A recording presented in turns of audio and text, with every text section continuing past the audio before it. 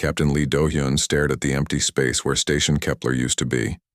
His mining ship, the Iron Will, floated among the debris field that was once home to 50,000 beings.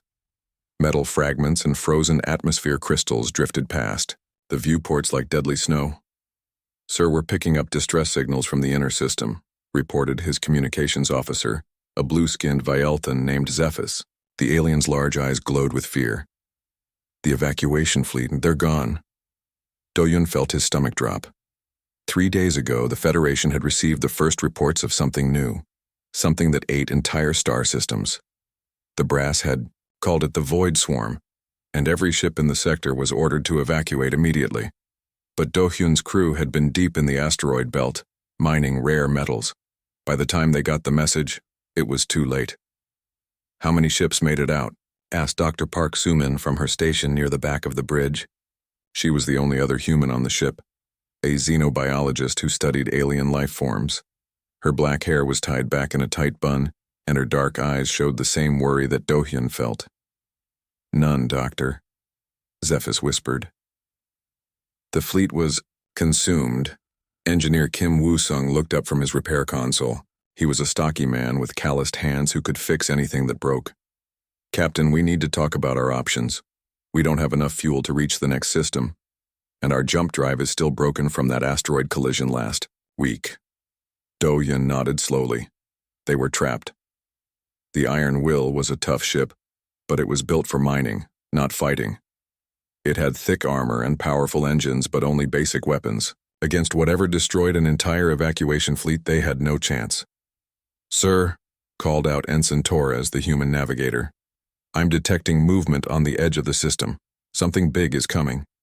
On the main screen, space itself seemed to ripple. Then they saw it. The Void Swarm was like nothing in the Federation databases.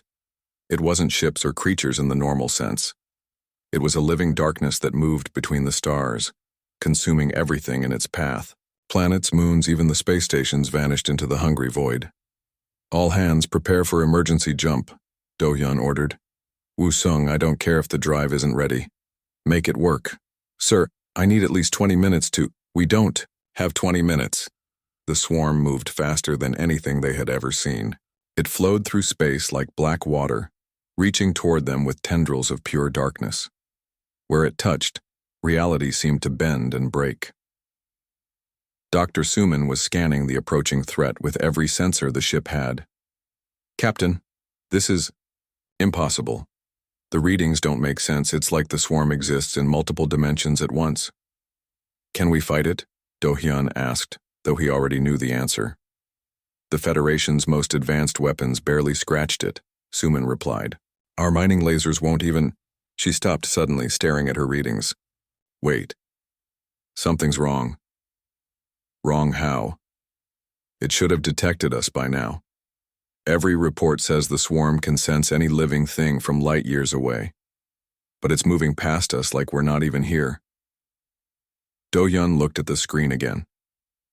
The swarm was indeed flowing around them, consuming asteroids and space debris but ignoring the Iron Will completely. It was as if they were invisible. "Why isn't it attacking?" asked Torres nervously. Before anyone could answer, the ship's AI spoke in its calm, mechanical voice. "Warning. Detecting massive energy buildup. Unknown vessels approaching from Galactic, north." New contacts appeared on the sensors.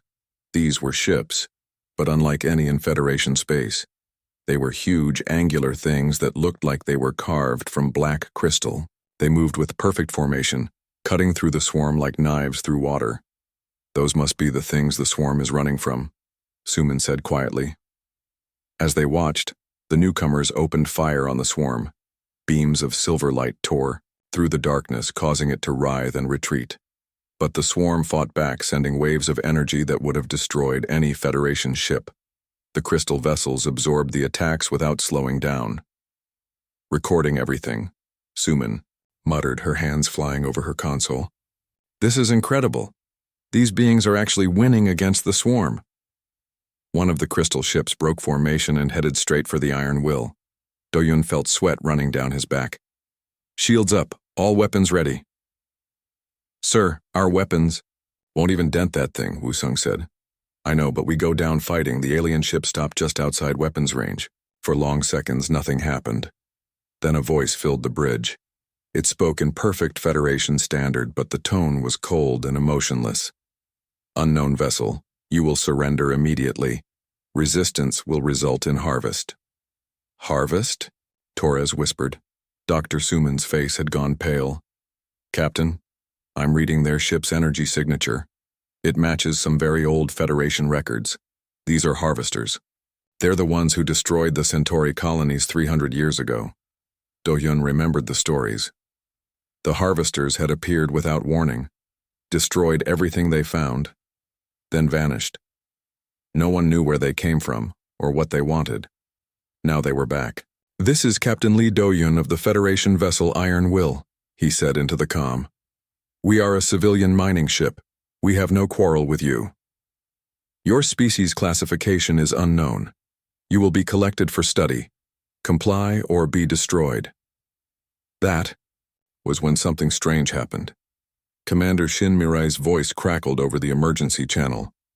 She was supposed to be dead, lost with the evacuation fleet, but somehow she was alive and broadcasting from somewhere in the outer system. All Federation vessels, this is Commander Mirai. The evacuation fleet survived. We're hiding in the gas, Giant's rings. The swarm can't detect us if we stay near the radiation fields. Repeat. The swarm is blind to certain energy signatures. Hope flared in Do-hyun's chest. If Mirai was alive, maybe others had survived too. The harvester ship moved closer. Final warning, unknown vessel. Do-hyun made a decision that would change everything. Instead of surrendering or trying to run, he did something that no Federation captain had ever done before. He attacked first. Wusung, full power to engines, ramming speed. Sir, that's suicide. No, it's human. The Iron Will shot forward like a bullet, all engines firing at maximum power. The harvester ship, expecting surrender or retreat, was caught completely off guard. The mining vessel's reinforced hull, designed to survive asteroid collisions, smashed into the alien ship's side. Both ships spun through space, damaged but intact. The harvester's perfect crystal surface now had a huge dent in it. For the first time in 1,000 years, someone had hurt them. In the stunned silence that followed, Dr. Suman made a discovery that would shake the galaxy. The reason the swarm couldn't detect them, the reason humans could surprise the harvesters, was hidden in their own DNA. Humans were different from every other species in the Federation in one crucial way. They had been designed for war. The galaxy was about to learn why humans could not be defeated. They were willing to do what no other species would dare. They were willing to become monsters to protect what they loved, and they were very, very good at it. 3 months had passed since the Iron Will rammed the harvester ship. Admiral Lee Do-hyun stood on the bridge of the Federation dreadnought Harmony, watching his mixed fleet of human and alien vessels prepare for another battle. The title felt strange on his shoulders. 6 months ago, he had been just a mining captain. Now he commanded the largest military force in Federation space. Dr. Park Suman entered the bridge carrying a data pad full of test results. Her lab coat was stained with exhaustion and too much coffee, but her eyes burned with excitement. She had barely slept since discovering the truth about human biology. Admiral, you need to see these numbers, she said, handing him the pad. The tests on the human volunteers are complete. What we suspected is true. Do-hyun looked at the data, though most of it was beyond his understanding. Charts and graphs showed brain patterns, neural activity, and genetic markers. But one number stood out clearly. Human emotional response generated quantum interference at levels no other species could match. Explain it in simple terms, Doctor. Remember how the swarm couldn't detect us? It wasn't luck or accident. Human emotions create a kind of static that blocks their hive mind communication.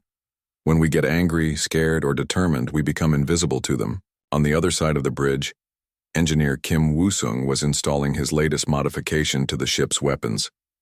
Where the other species used energy beams and plasma cannons, Woo-sung had gone back to basics: kinetic weapons, bullets and missiles, and old-fashioned explosives. The aliens think we're primitive, he had told Do-hyun earlier. Let them. While they're building fancy energy shields, we're putting holes in their hulls with good old-fashioned metal. Commander Shin Mirai appeared on the main screen from her position aboard the assault carrier Defiance. Her ship was crammed with human Marines, all volunteers who had signed up after their home colonies were destroyed. The look in their eyes reminded Do-hyun of ancient Earth warriors. They weren't just fighting for victory, they were fighting for revenge. Admiral, all human units are ready, she reported. The alien crews are in position, but they still don't understand our battle plan. That was the problem. The Federation's other species were logical, methodical fighters. They used proven tactics and followed established rules of war. They couldn't understand why humans would charge into enemy fire or sacrifice themselves to save strangers. They saw it as insanity, but it worked. Dr. Suman, have you made any progress on replicating human unpredictability in other species? Do-hyun asked. She shook her head. I've tried everything, Admiral. The Velthans are too telepathic. They can't help but coordinate perfectly. The Nexari are too logical. Their computer-like minds won't accept irrational actions. The Keth are too peaceful. They literally cannot comprehend aggressive tactics. What about artificial enhancement? Drugs, surgery, genetic modification? We tried. The volunteers either went insane or died. Human unpredictability isn't something you can add to a species. It's built into our DNA from the ground up. A new alarm sounded. The enemy was approaching. On the tactical display, hundreds of harvester ships moved in perfect formation toward the Federation fleet. Behind them came the swarm, no longer running but following like trained attack dogs. All ships, this is Admiral Do-hyun. Remember the plan. Let the aliens handle the swarm. Our job is the harvesters. He switched to the human-only channel. All human vessels, you know what to do. Show them why we're the scariest thing in the galaxy. The battle began exactly as expected. The Federation's alien ships engaged the swarm with coordinated precision, their energy weapons carving neat holes in the darkness. They were good at their job, following textbook strategies and maintaining perfect formation. The harvesters ignored them completely. They had seen this kind of fighting for thousands of years, predictable, logical, easily defeated. Then the humans attacked. Commander Mirai's Marines launched in small assault boats, screaming through space toward the harvester ships. They should have been destroyed instantly. Instead, they used tactics that made no sense to the enemy. Some boats flew straight at the guns, drawing fire while others attacked from impossible angles. Marines ejected from exploding craft and used personal rockets to board enemy ships. They fought in zero gravity with knives and explosives, turning harvester vessels into death traps. Engineer Wusung's kinetic weapons punched through harvester shields like they weren't even there. The aliens had prepared for energy attacks, not chunks of metal moving at incredible speeds. Their perfect crystal hulls cracked and shattered under the assault, but it was Dr. Suman's discovery that changed everything. She had learned to measure human emotional states and broadcast them through the ship's communication arrays. When a human got angry enough, their quantum interference spread to nearby vessels. The swarm suddenly lost coordination, its hive mind disrupted by pure human rage. "It's working," she shouted over the noise of battle. "The swarm is breaking apart." The harvesters, for the first time in their long history, found themselves confused. Their perfect strategies failed against opponents who didn't follow any rules. Humans did impossible things. They rammed ships they couldn't defeat. They boarded vessels that should have killed them. They fought when they should have retreated and retreated when they should have fought. Admiral Do-hyun watched as one of his destroyers, the Soul, sacrificed itself to take out a harvester dreadnought 10 times its size. The human captain had simply rammed his ship into the enemy's reactor core, destroying both vessels in a nuclear fireball. "Sir," called his Velthan communications officer, "the other Federation species are requesting permission to withdraw. They say human tactics are too dangerous for their crews to witness." Do-hyun understood. The aliens were watching their gentle, logical view of warfare get torn apart by humans who fought like demons. They had never seen anything like it. Grant their request. This is human work now. As the non-human ships pulled back, the true nature of the battle became clear. It wasn't a war between civilizations anymore. It was predators fighting predators, and the humans were winning. The swarm, cut off from its hive mind by human emotional interference, began to retreat. Individual swarm units flailed blindly through space, no longer part of the coordinated whole that had consumed entire star systems. The harvesters tried to adapt, but human unpredictability made it impossible. Every time they thought they understood human tactics, the humans did something completely different. They were like trying to fight a storm or predict an earthquake, but victory came at a price. Half the human ships were destroyed or damaged beyond repair. Thousands of Marines died in the boarding actions. The survivors looked at themselves and their alien allies with different eyes. They had crossed a line that couldn't be uncrossed. After the battle, Admiral Do-hyun received a transmission from the Federation Council. The alien leaders who had once dismissed humans as a junior species now spoke with fear and respect. "Admiral, your success is noted. However, some members of the Council are concerned about human methods, the boarding actions, the ramming attacks, the willingness to sacrifice lives. These tactics disturb many of our species." Do-hyun looked around his bridge. Dr. Suman was still analyzing the quantum interference data. Engineer Woo-sung was designing new weapons based on what they had learned. Commander Mirai was already planning the next assault. "Council members," he replied, "you asked us to save the galaxy. We're doing that, but we're doing it our way." The truth was becoming clear to everyone. The Federation's other species were too civilized, too rational, too peaceful to fight this war. They could follow orders and provide support, but they couldn't do what needed to be done. Only humans were willing to become monsters to protect what they loved, and as the war continued, they were getting very good at it. The galaxy was learning a hard lesson. When you awakened humanity's potential for violence, you got results. But those results came with a price that might be too high for anyone to pay. Even the humans themselves were beginning to wonder what they were becoming. Admiral Lee Do-hyun sat alone in his quarters aboard the Harmony, staring at casualty reports that never seemed to end. 6 months of constant warfare had taken its toll. Half of his original fleet was gone, replaced by new ships crewed by volunteers, who barely looked old enough to serve. But they fought like veterans because they had to. The alternative was extinction. A soft knock interrupted his thoughts. Dr. Park Suman entered without waiting for permission, which had become her habit lately. She looked exhausted, her usually neat appearance disheveled from too many sleepless nights in the lab. "Admiral, we need to talk. I've found something in the human genetic code that changes everything." Do-hyun gestured to the chair across from his desk. "What kind of something?" "The kind that makes me wish I'd never started looking."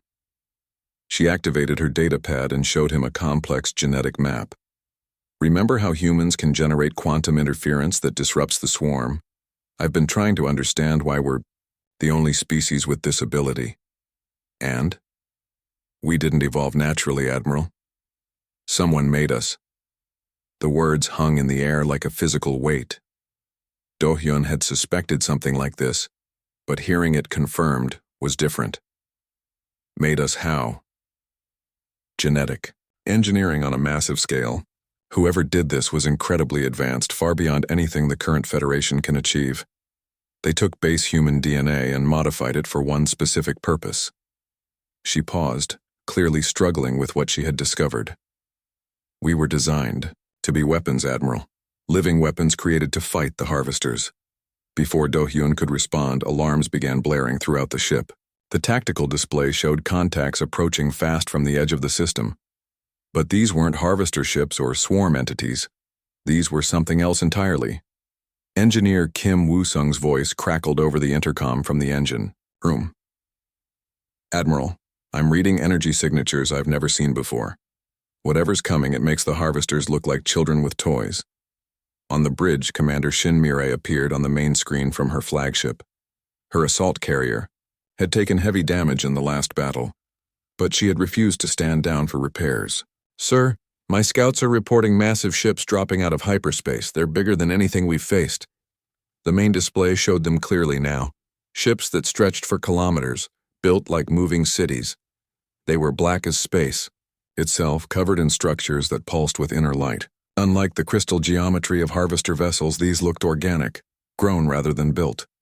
Dr. Suman, please tell me you have some idea what we're looking at. She was already scanning the approaching fleet.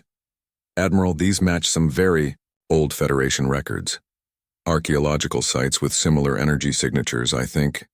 I think these are the original harvesters, the ones our creators made us to fight. The communication array activated without any input from the crew. A voice filled the bridge, ancient beyond measure and cold as the space between stars. Genetic warriors of the Makers, you have served your purpose well. The lesser harvesters have been weakened by your efforts. We thank you for preparing them for harvest. Do-Yun felt ice in his veins. Preparing them? You were created to eliminate our failed offspring. They had grown too independent, too weak. Your warfare has culled the weak and identified the strong among them. Now both species will join our collection. The truth hit like a physical blow. The harvesters they had been fighting weren't the real enemy. They were the children, the younger generation, and humanity had been unknowingly serving the true harvesters by testing their offspring in battle. All ships, combat alert, Do-Hyun ordered. Prepare for engagement. The ancient harvester's laughter was like the sound of dying stars. You cannot harm us, little weapons. We made your creators. We know your limitations. That was when the first true harvester ship opened fire. The beam that lanced out was unlike anything they had faced. It didn't just destroy matter, it seemed to erase it from existence. The Federation cruiser Babylon simply ceased to be, leaving not even wreckage behind. Evasive maneuvers, Do-Hyun shouted. All ships, scatter formation. But the human fleet's desperate maneuvers seemed to amuse their enemy. Ship after ship vanished under the terrible weapons of the ancient harvesters. The quantum interference that had protected them from the swarm was useless here. Engineer Woo-Sung's voice came through, the intercom tight with fear. Admiral, our weapons aren't even scratching their hulls, it's like shooting at a planet. Dr. Suman was frantically working at her console, analyzing the enemy ships with every sensor available. There has to be something, some weakness our creators built into us to exploit. They're not our creators, Do-Hyun said grimly. Our creators are dead. We're orphaned weapons in a war we don't understand. Commander Mireille's voice cut through the despair. Admiral, requesting permission to attempt boarding actions. My Marines are ready. Mireille, it's suicide. You saw what happened to the Babylon.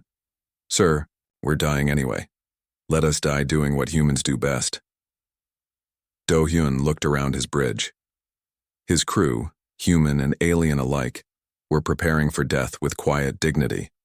But the humans had a different look in their eyes. Not resignation, but determination.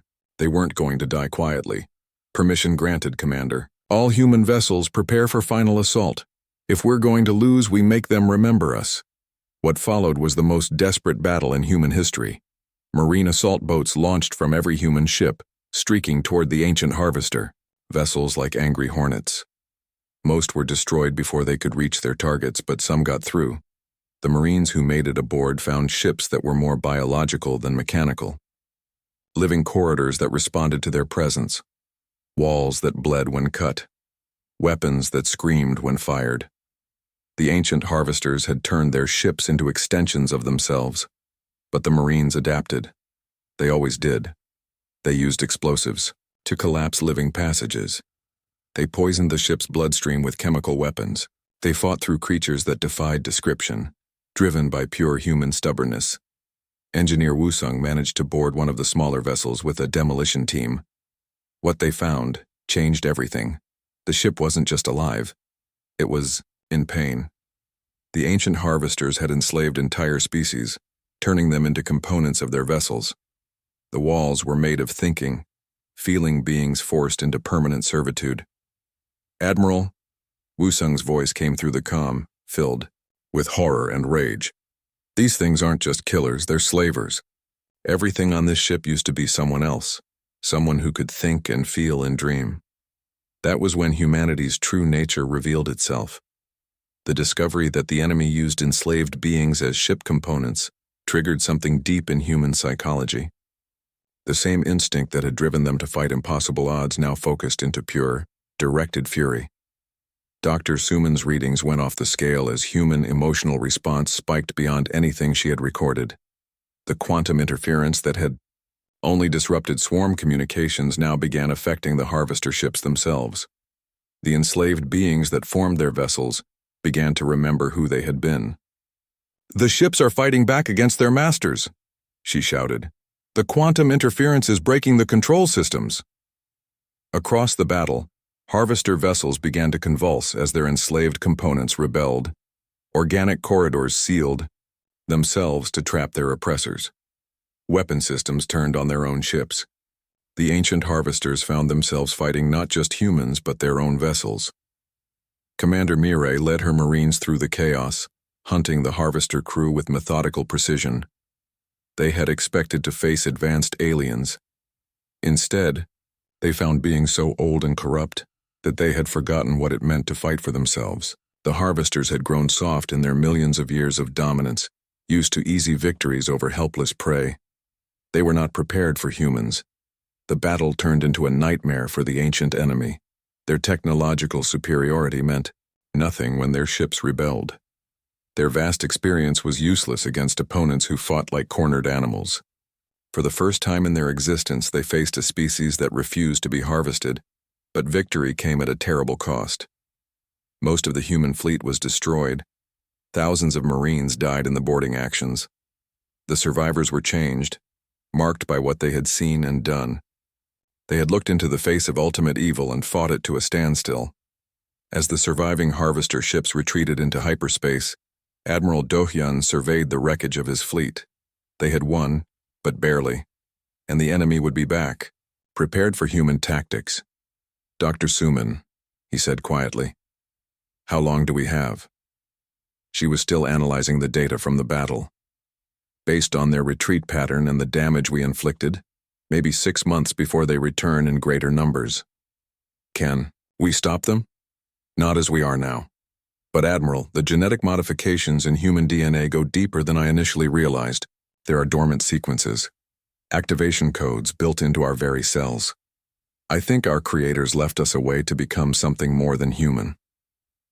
Do-hyun looked at the casualty reports, the list of ships lost, the names of friends who would never come home. The galaxy was depending on humanity to be its saviors, but the price of salvation was becoming higher than anyone had imagined. What kind of something more? Admiral Lee Do-hyun stood in the medical bay of the starship Harmony, looking down at the volunteers lying on the examination tables. 20 humans had agreed to undergo Dr. Park Suman's experimental procedure. Only 15 had survived. The 5 who lived through the process no longer looked entirely human.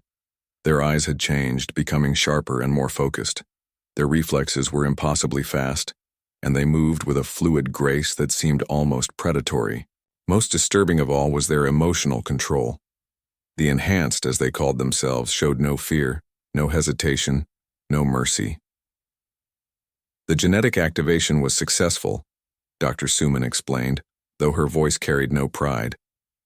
Their DNA has unlocked sequences that were dormant for thousands of years. Enhanced strength, speed, reaction time, and tactical awareness. They're everything our creators designed us to become. Captain Jinho, the first volunteer to undergo the procedure, sat up on his table. He looked like a normal human, but something in his eyes was different.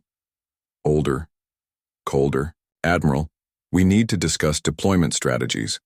The harvesters will return in 3 months. We should begin offensive operations immediately."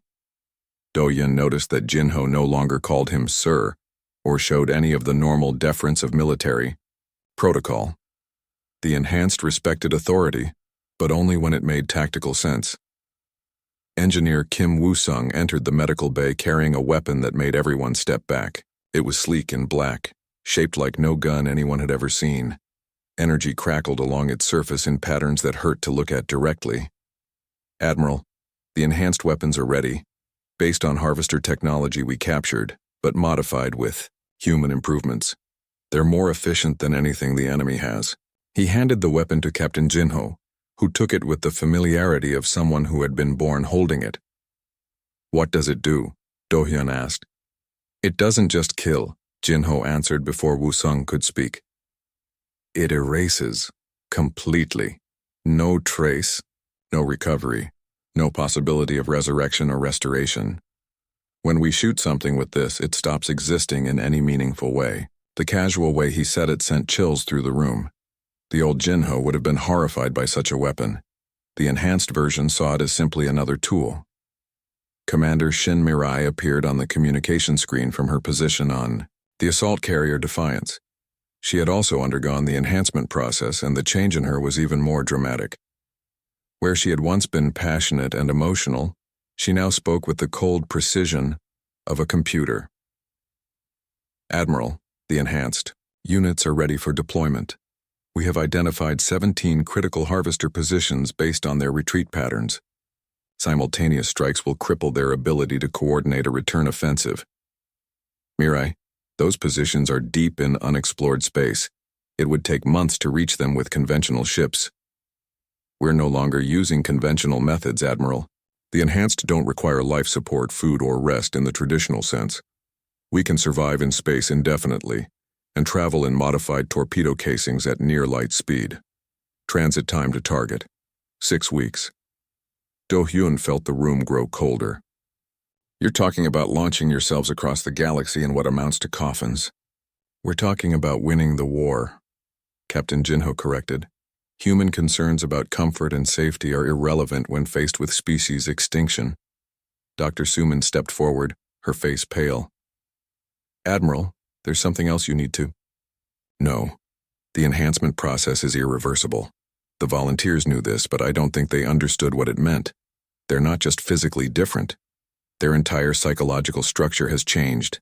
They think differently, feel differently. They're becoming something that isn't human anymore. Are you saying they're dangerous? I'm saying they're what our creators designed us to become. Ultimate predators. Perfect killers. They have human knowledge and experience, but they've lost human compassion and mercy. A new alarm sounded throughout the ship. The tactical display showed multiple contacts approaching from the edge of the system.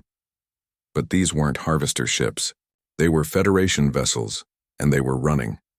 The communication array crackled to life with panicked transmissions from fleeing ships. This is Captain Vorthak of the Nexari cruiser Logical Conclusion. The Federation Council has ordered all non-human vessels to evacuate sectors with human presence. Repeat, humans are now classified as a potential threat to galactic peace. Admiral Do-hyun felt his heart sink. Get me a connection to the Federation Council. The holographic projection that appeared showed the council chambers in chaos. Representatives from dozens of species argued frantically while guards tried to maintain order. Council leader Thais, an elderly Vailton, looked directly at Do-hyun with obvious fear. Admiral, the council has voted. Humanity is to be contained until the current crisis passes. Your methods have become too extreme. Your enhanced soldiers terrify our populations. We cannot allow. The transmission cut off as Captain Jin-ho walked calmly to the communication console and shut it down. Their concerns are irrelevant, Admiral. The enhanced will complete the mission regardless of Federation politics. Captain, you just cut off the head of our government. The Federation ceased to be relevant when they chose fear over victory. We don't need their permission to save the galaxy. Dr. Suman was frantically working at her analysis station. Admiral, I'm picking up massive energy readings from the enhanced weapons tests. The quantum interference is off the scale. It's not just affecting local space anymore. It's spreading through subspace, affecting star systems we haven't even visited. What kind of effects? Unknown. But the readings suggest we're fundamentally altering the structure of space-time itself. If we continue on this path, there may be consequences we can't predict or control. Engineer Woo-sung looked up from his weapon modifications. Dr. Suman, with respect, we're already facing consequences we can't control. The harvesters are coming back, and when they do, they'll be ready for everything we've shown them so far. We need every advantage we can get. Commander Mirai's cold voice came through the speakers. Admiral, Federation ships are forming a blockade around our position. They're demanding that all enhanced personnel surrender for containment and study. Through the viewports, Do-hyun could see them. Dozens of alien ships surrounding his fleet, weapons powered but not yet aimed. These were his allies, species he had fought beside and bled for. Now they saw humanity as the enemy. "Sir," called his communications officer. "Incoming transmission from the blockade force. They want to speak with you personally." The alien fleet commander appeared on the screen. It was Admiral Cortex, a Keth warrior Do-hyun had served with in the early days of the war. They had been friends once. "Lee, you have to stop this. Your people are changing into something we don't recognize. The enhanced units you've created, they're not human anymore. They're weapons with human memories. Please surrender peacefully. Let us help you find another way." Do-hyun looked around his bridge. The enhanced crew members showed no emotion at all. The normal humans looked torn, between loyalty to their species and horror at what they were becoming. Dr. Suman was still analyzing data, desperately searching for alternatives that didn't exist. "Cortex, the harvesters are coming. If we don't stop them, every species in the galaxy will be enslaved or destroyed. Is that really better than what you're afraid we might become? We can find another way. There has to be." Captain Jinho stepped forward and spoke directly to the alien admiral. "There is no other way. You've had millions of years to find one, and you failed. Now step aside and let the weapons do what they were made for." "Weapons? Lee, listen to yourself. Listen to what your people have become." But Do-hyun was listening to something else. Deep space sensors were picking up new contacts at the edge of the system. Massive signatures moving faster than anything should be able to travel. The harvesters had returned ahead of schedule, and they had brought friends. "Cortex, look at your long-range sensors. The enemy is here." The alien admiral's face went pale as he saw the readings. Hundreds of harvester ships dropping out of hyperspace surrounding both the human and Federation fleets. They had been watching the confrontation, waiting for the perfect moment to strike. "All Federation vessels," came the ancient voice they remembered from their last encounter. "Stand down and prepare for harvest. Your resistance has been noted and will be factored into your processing." That was when the enhanced showed what they had truly become. Without orders, without hesitation, they launched their attack. Captain Jinho and his team ejected from the ship in their modified torpedo casings, racing toward the harvester fleet at impossible speeds. Commander Mirai's assault troops followed, using weapons that erased entire enemy ships from existence. The Federation blockade found themselves caught between two terrifying forces. Behind them, the enhanced humans fought with mechanical precision and unlimited ruthlessness. Ahead of them, the harvesters prepared to enslave entire star systems. Admiral Do-hyun made the hardest decision of his life. "All human vessels, break through the Federation lines. Our fight is with the harvesters, not our former allies." "Sir," his communications officer called out, "Admiral Cortex is requesting permission to fight alongside us." The alien admiral appeared on screen again, his expression grim. "Lee, I may not understand." Admiral Lee Do-hyun stood on the observation deck of the space station Harmony Prime, watching the construction of humanity's new fleet. 18 months had passed since the final battle with the harvesters, and the galaxy was finally at peace. But it was a peace built on fear, maintained by weapons that no longer answered to anyone. Dr. Park Suman approached him carrying her final report. Her hair had gone completely gray during the war, and the lines around her eyes spoke of too many sleepless nights spent trying to solve problems that had no good solutions. "Admiral, I've completed the analysis of the reversal procedure. It's possible to undo the enhancement process, but..." She hesitated, looking out at the ships being built by enhanced workers who moved with mechanical precision. "But what, Doctor?" "The enhanced would have to choose it voluntarily, and the process would kill them. Their modified physiology can't survive the genetic reversion. They would die as humans, but they would die." Through the viewport, they could see Captain Jinho directing the construction of a new class of warship. He moved among the workers like a conductor leading an orchestra, every gesture precise and efficient. The ships being built were unlike anything in Federation databases. They were designed by enhanced minds that thought in ways normal humans couldn't follow. "Have you told them about the procedure?" "Yes." Their response was, predictable.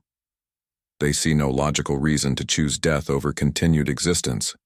The war is over, but they believe their purpose continues. Someone needs to protect the galaxy from future threats. Engineer Kim Woo-sung's voice came over the intercom from the construction bays. Admiral, the new planetary defense systems are online. Enhanced weapon arrays on every inhabited world. Automated response systems that can detect and eliminate threats before they fully materialize. The galaxy is safer than it's ever been. That was the problem, Do-hyun thought. The Enhanced had made the galaxy safe, but their definition of safety was different from everyone else's. They had established monitoring stations in every star system, weapon platforms around every world, and patrol fleets that could respond to threats in minutes. They had created a perfect defense system, but they were also the only ones who controlled. A Commander Shin Mireille appeared on the communication screen from her flagship in the Outer Rim. Her face showed no emotion as she delivered her report. Admiral, the Harvester homeworld has been located. Our scouts have confirmed that it contains billions of enslaved beings from thousands of species. I am requesting permission to begin liberation operations. Mireille, the Harvesters surrendered. The war is over. The war is over when every enslaved being is free, and every Harvester is dead. Their surrender was a tactical deception to preserve their core population. This is unacceptable. Dr. Suman leaned closer to Do-hyun and whispered, Admiral, she's right about the surrender.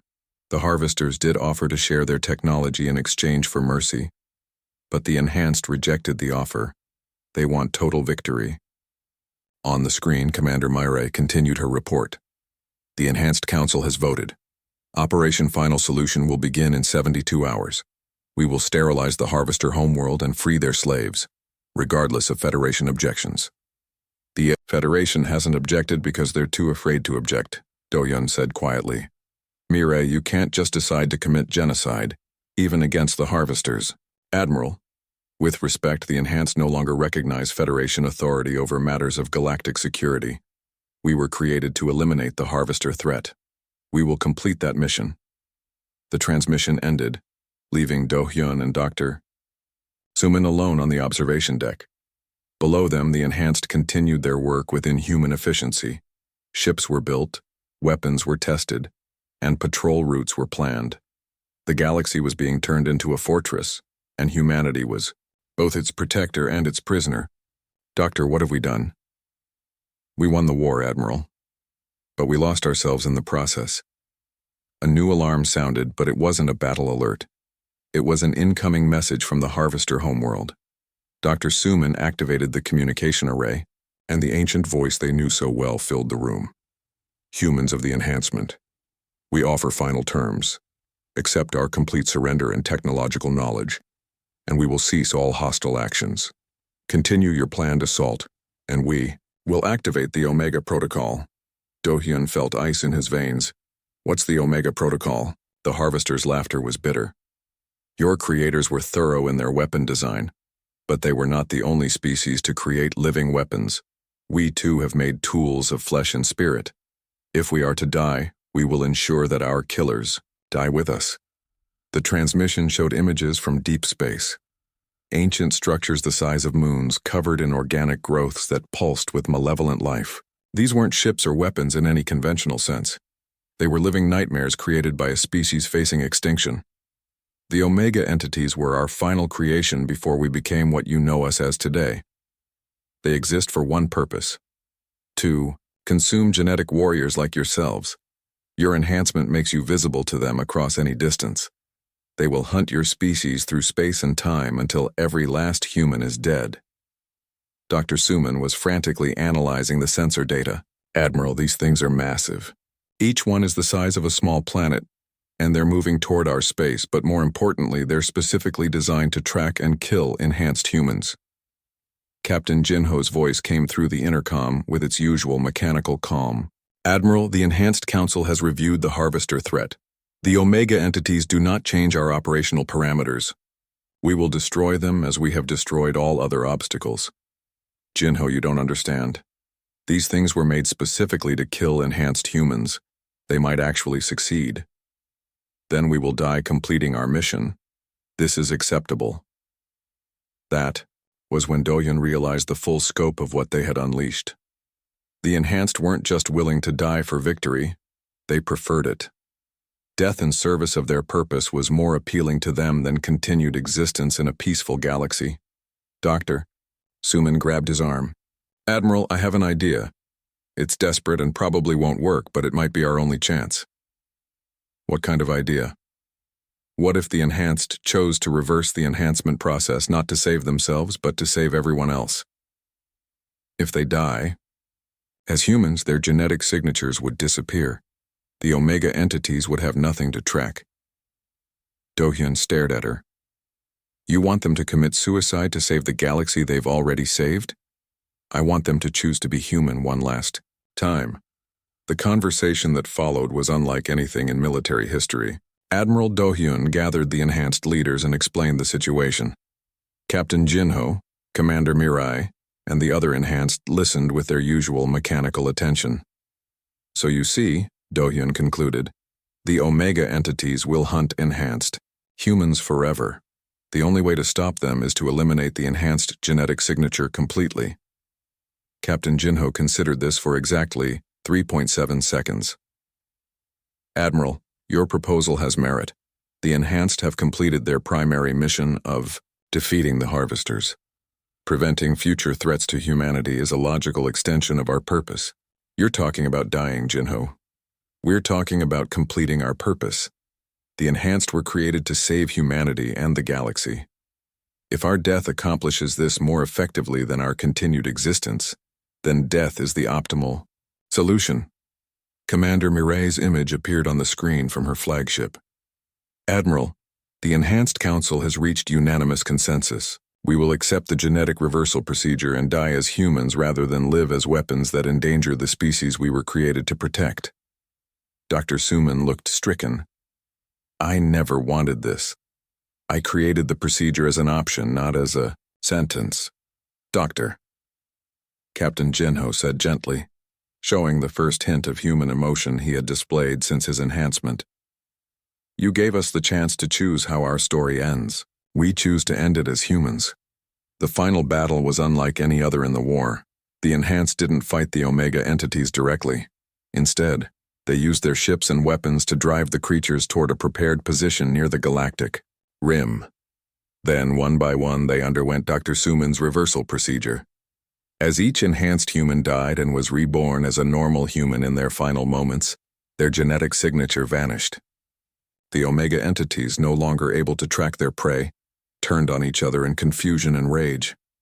The living nightmares that had been created to hunt Enhanced humans destroyed themselves when their target disappeared. Admiral Dohyun watched from the bridge of the Harmony as the last Enhanced ship transmitted its final message. Commander Mirai's voice, speaking with human emotion for the first time in months, came through the speakers. Admiral, this is Commander Shin Mirai of the Assault Carrier Defiance. Enhanced status terminated. Human status restored. Mission complete. A pause then, more quietly. Tell them we remembered how to be human at the end.